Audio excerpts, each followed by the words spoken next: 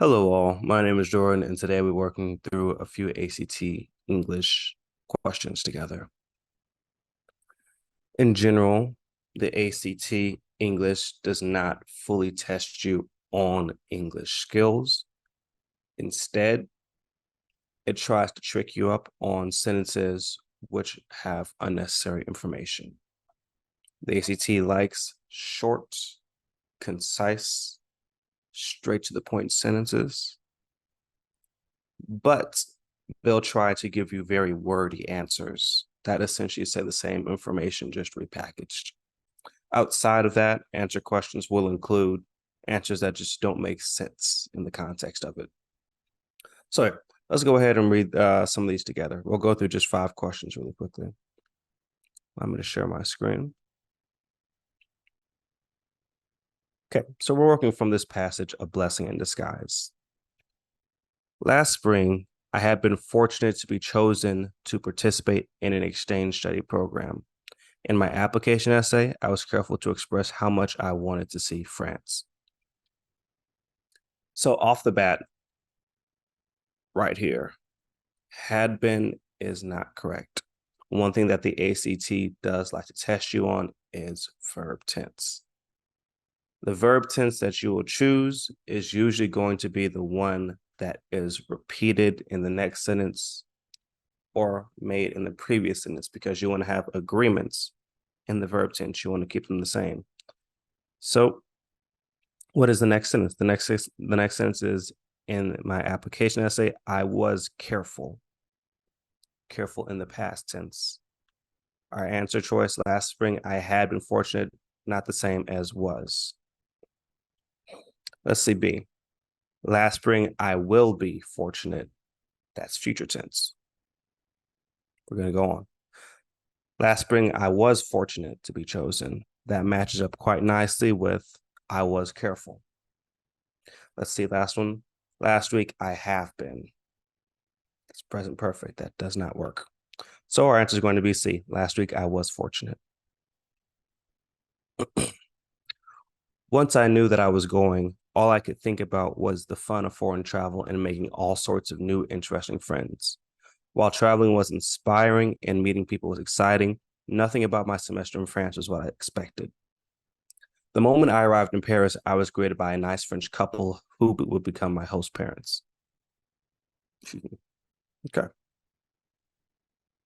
And these sorts, let's see. G. I was greeted by a nice French couple that would become my host parents. Now, this question is getting into something that there'll always be a couple questions on the ACT English section. Who versus that versus which versus whom.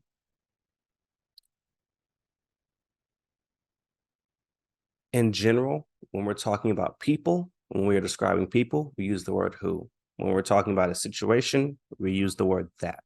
When we are talking about an object, we use the word which. In this case, since we are talking about people, we would not use G would not be the correct answer. We would not say a couple that will become my host parents. CH.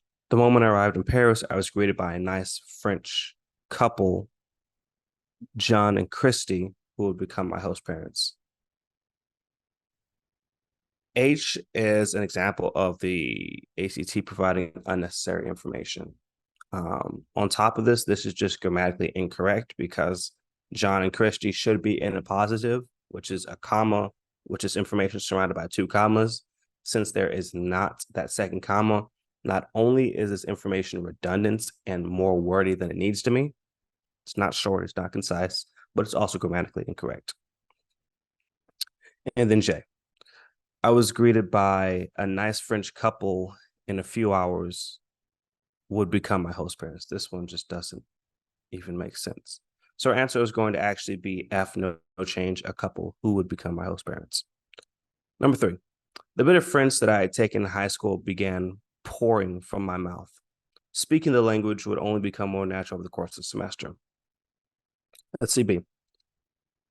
The bit of French I had taken in high school began pouring from my mouth, comma, speaking the language that would only become more natural over the course of the semester. B, it's not going to be correct. as some of you may already see, this is a run-on sentence with be. You cannot use a comma to combine these two independent clauses. Now let's back it up. What are independent clauses? Independent clauses are essentially phrases of a sentence that can function as their own separate sentence. A comma cannot combine two independent clauses. You can combine an independent and a dependent clause, which is a part of a sentence that can stand as its own sentence, and a part that cannot.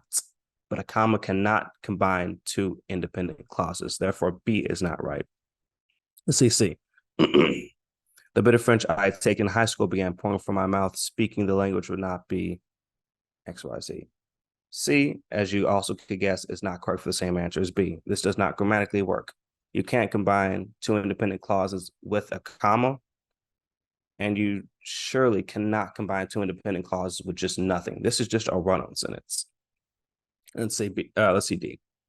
The bit of French I had taken in high school began pouring from my mouth. By speaking the language would only become more natural over the course of the semester.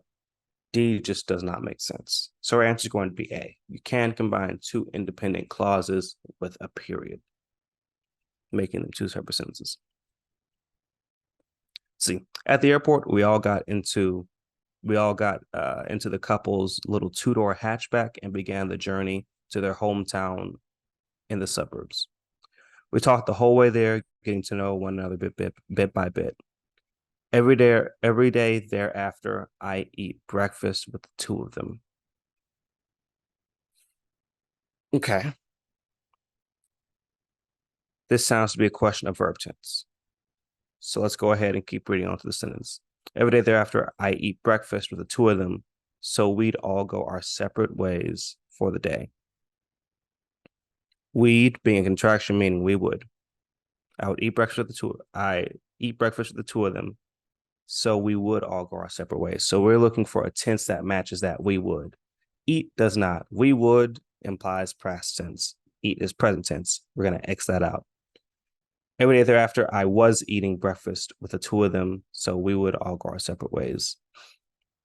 Was eating is also a past tense, but it's not the past tense that we're looking for. It does not have a would with it. Every day thereafter, I began to eat breakfast with the two of them, so we would all go our separate ways. Again, this is past tense, but not the past tense we're looking for. We're looking for something that goes with we would all go our separate ways. Also, this completely changes the meaning of the sentence. Let's see, J. Every day thereafter, I would eat breakfast with the two of them, so we would all go our separate ways. There we go. That is a tense that agrees with the next sentence. Answer is J. Last question. Every day thereafter, I would eat breakfast, so we would all go our separate ways for the day. Answer choices include since, therefore, and then. Now, in this instance, we're looking at words that connect phrases. Each of these words connect phrases, but in different ways.